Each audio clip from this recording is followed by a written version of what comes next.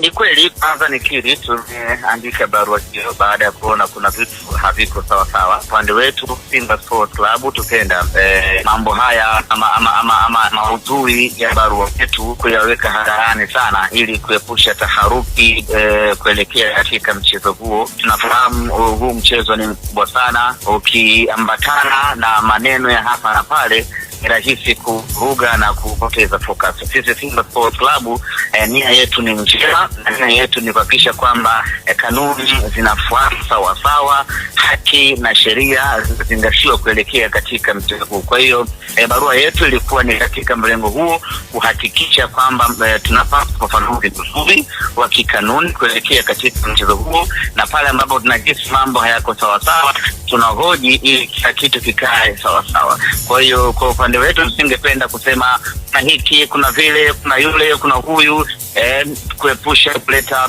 mtafaruku na taharuki, kwa sababu ya ukubwa na thamani ya mechi yenyewe.